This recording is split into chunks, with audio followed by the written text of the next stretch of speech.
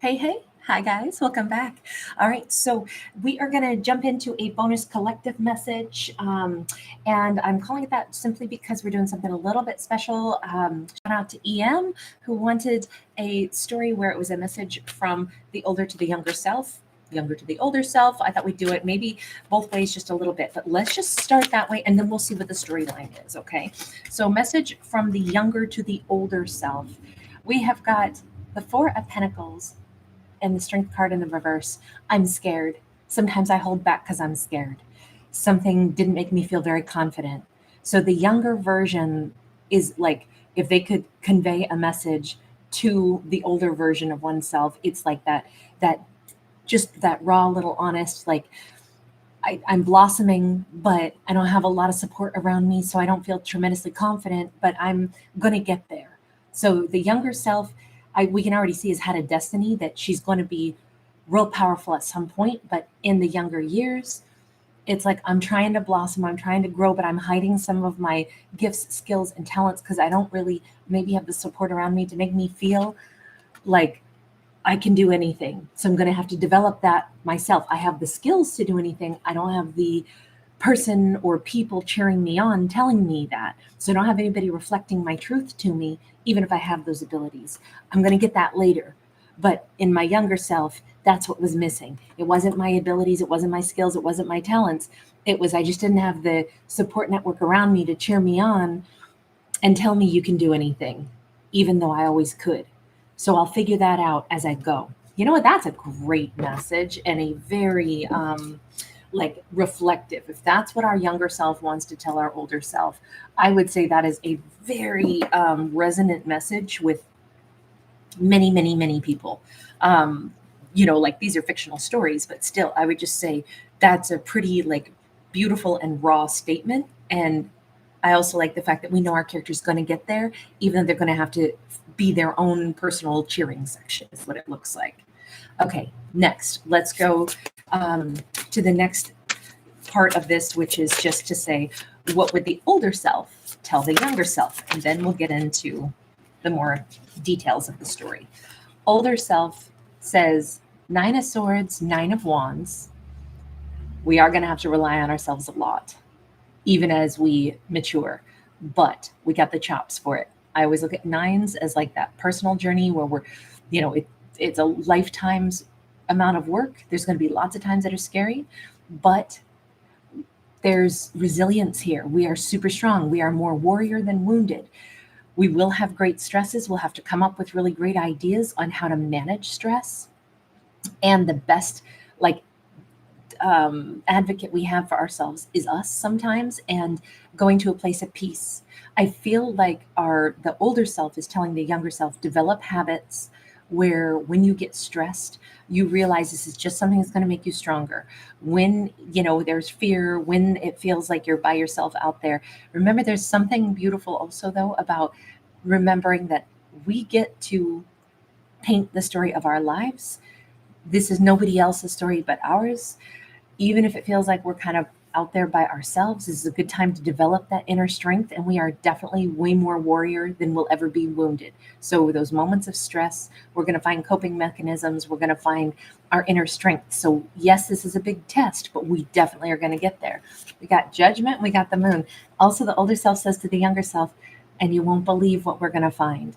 We have got mysteries and delightful things that will come back, opportunities that we missed when we were younger, because we didn't have the confidence or we didn't have the support, dreams that seem to have passed us by. Those things are all going to come back to us.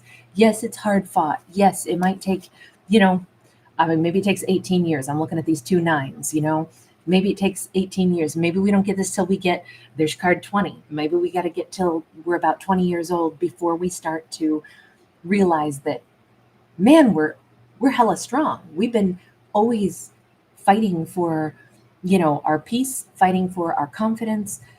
And slowly but surely, anything that, if our first lesson throughout a big chunk of our life, first 18 years, was I got to develop my confidence because nobody else is fighting in my corner for me, but I got to do this.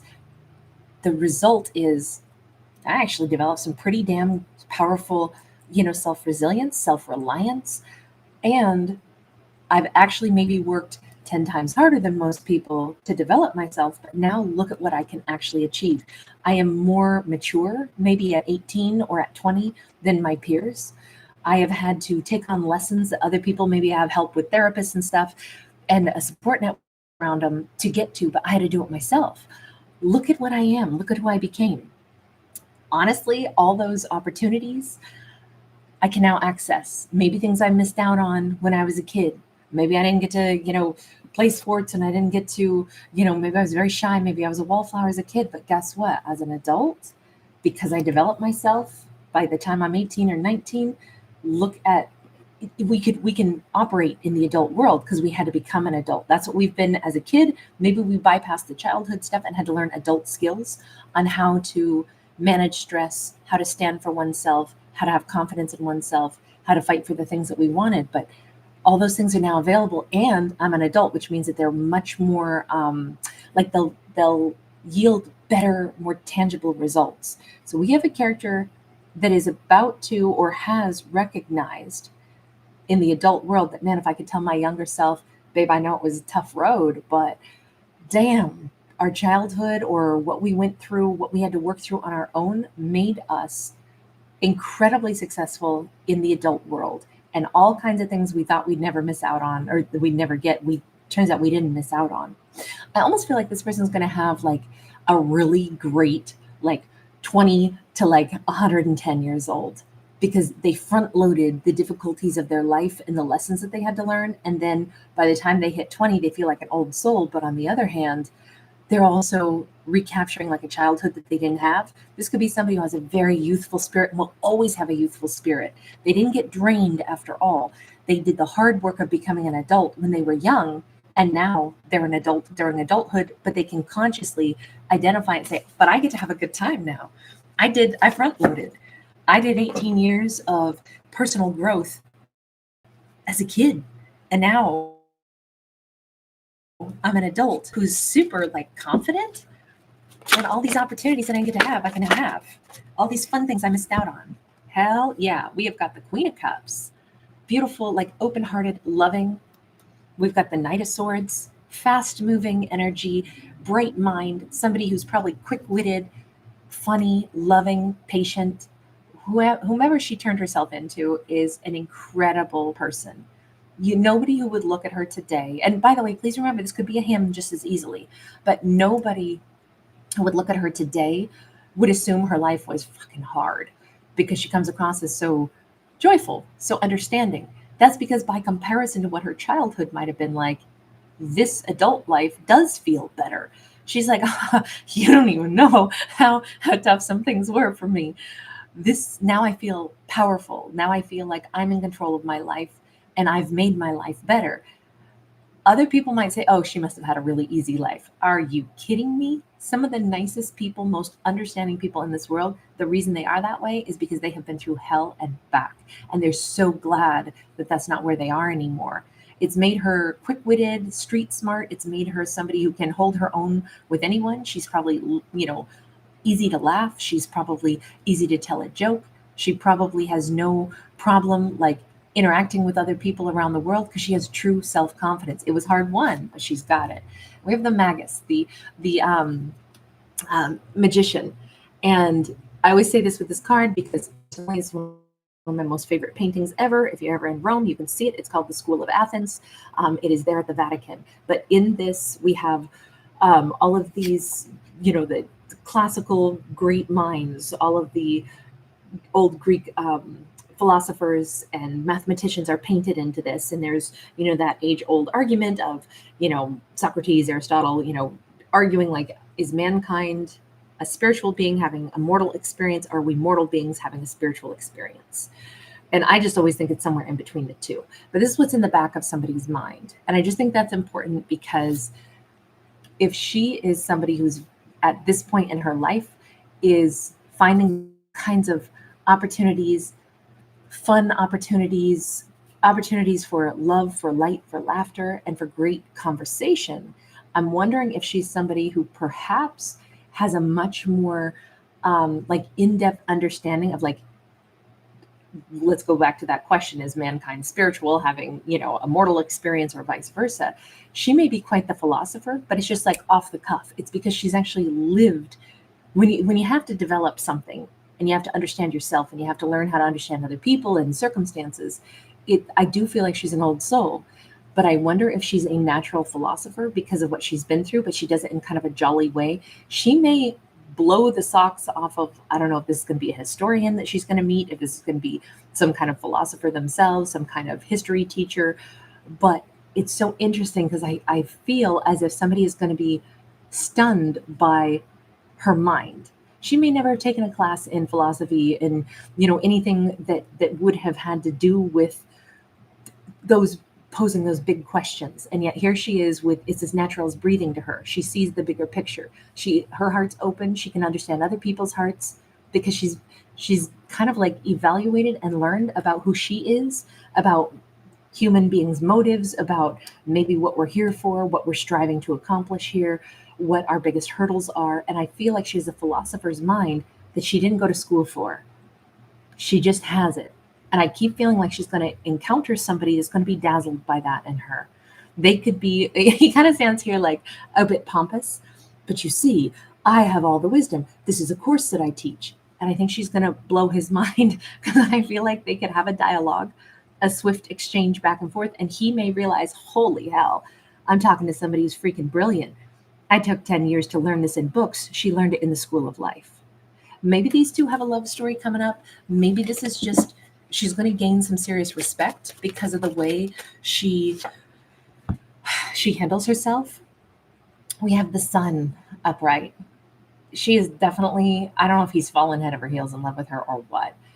He could be a Leo, he could be a Virgo or a Gemini, but this is somebody who is absolutely delighted by her. I do feel like there's some quick-witted exchanges coming up, or I feel like whomever this is, maybe they are in the upper echelon of, being some tenured professor, or maybe they're somebody who's like an expert in something, maybe psychology, maybe philosophy. But it's so wild because I feel like he is so impressed by her and this natural sweetness to her.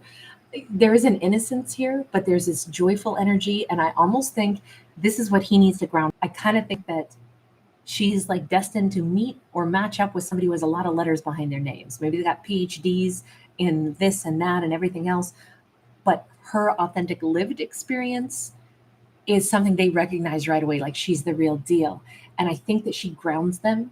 She shows them, like, for all of their knowledge, I think that he's really drawn to, like, and maybe even keeps them just a little bit more grounded, more humble, maybe not so much up in the, like, let's talk theory instead of like, let's apply it and live real life. I almost feel like he needs her.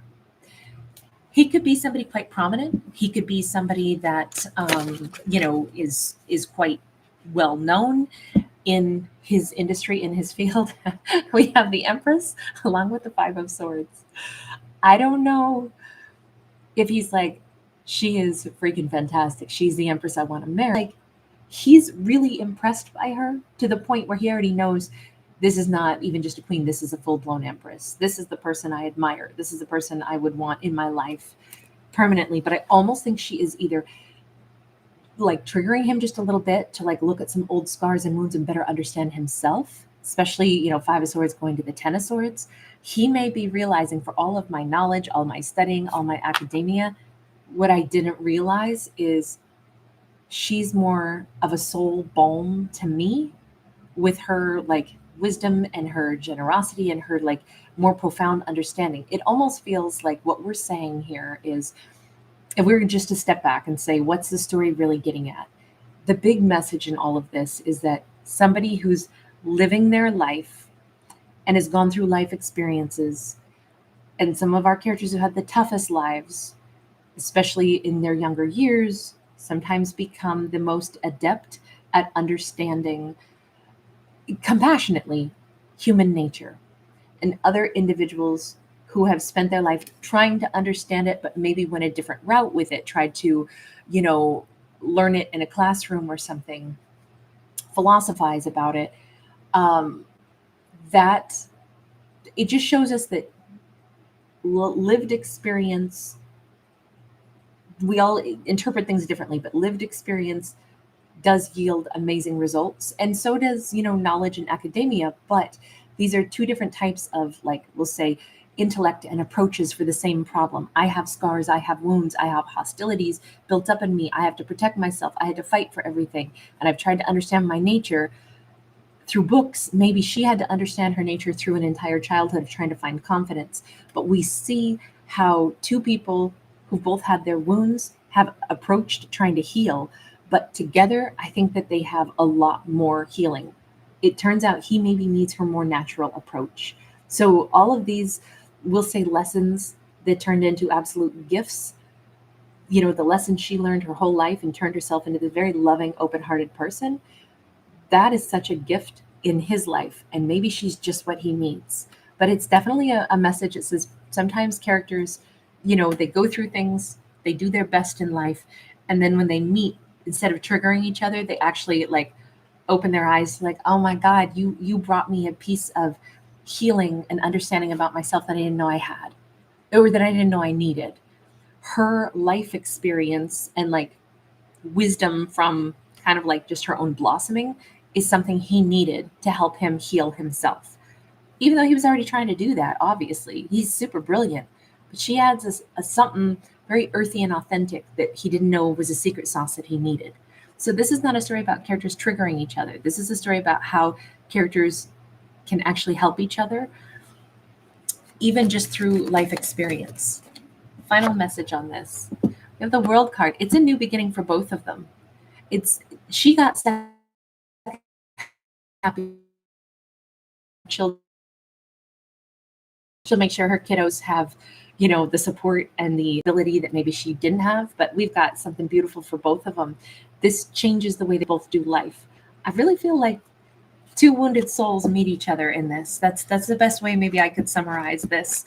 But with all this self-reflection, it's really nice to see. All right, you guys, lots of love. I'm going to bounce out and make sure that I can get this thing fixed. Bye, guys.